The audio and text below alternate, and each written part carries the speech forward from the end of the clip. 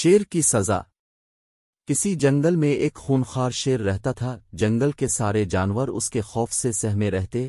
شیر روزانہ کئی چھوٹے بڑے جانوروں کا شکار کر لیتا تھا۔ جنگل کے جانوروں نے کئی بار شیر کے خلاف آپس میں مشورہ کیا اور خالہ بلی کے ذریعے سے شیر تک اپنے جذبات پہنچائے، مگر شیر طاقت کے نشے میں کوئی تجویز یا درخواست قبول نہ کرتا۔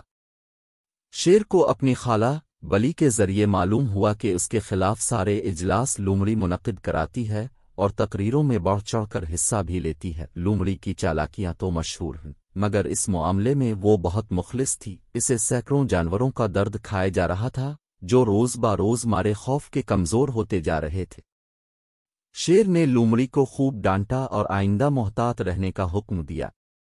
لومڑی پہلے ہی دوسرے جانوروں کی وجہ سے شیر کے خلاف تحریک چلانے کا ارادہ رکھتی تھی۔ اب چونکہ شیر نے اس کی بے عزتی کی تھی، اس لیے اس نے غم و غصے کا اظہار کرنے کی خاطر جنگل کے سارے جانوروں کی کانفرنس طلب کی۔ جلسہ گاہ جانوروں سے کھچا کھچ بھری ہوئی تھی۔ لومڑی نے سارے مہمانوں کو اعتماد میں لے کر ایک تجویز پیش کی، جس کو سب نے خوشی خوشی منظور کر لیا۔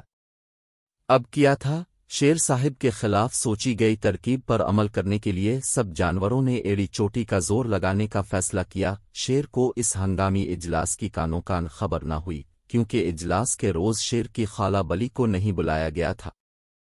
لومڑی نے کچھ دنوں بعد منصوبے پر کام شروع کر دیا۔ چوہوں نے بڑی مہارت سے زمین میں سوراخ کیے، ابابیلوں سے لے کر ہاتھی تک سب جانوروں نے شرکت کی، اور دیکھتے ہی دیکھتے چند دنوں میں ایک بڑا تالاب بن گیا۔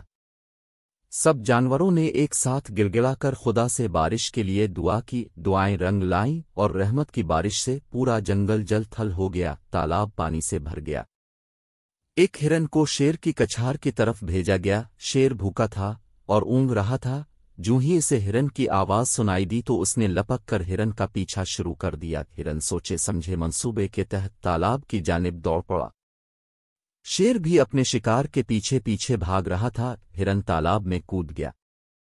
شیر تیز رفتار ہونے کی وجہ سے سنبھل نہ سکا اور تالاب میں جا گرا۔ ہرن کے گرتے ہی کنارے پر کھڑے ہاتھی نے اسے اپنی سونڈ کے ذریعے باہر نکال لیا۔ جنگل کا بادشاہ تالاب میں ڈبکیاں کھانے لگا۔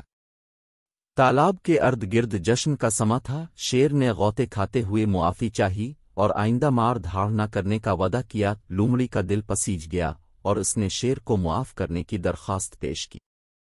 لومڑی نے بلی کی ضمانت پر شیر کو تالاب سے نکالنے کا بندوبست کیا۔ شیر نے تالاب سے باہر آتے ہی سب کا شکریہ ادا کیا اور آئندہ ظلم و ستم سے توبہ کر لی۔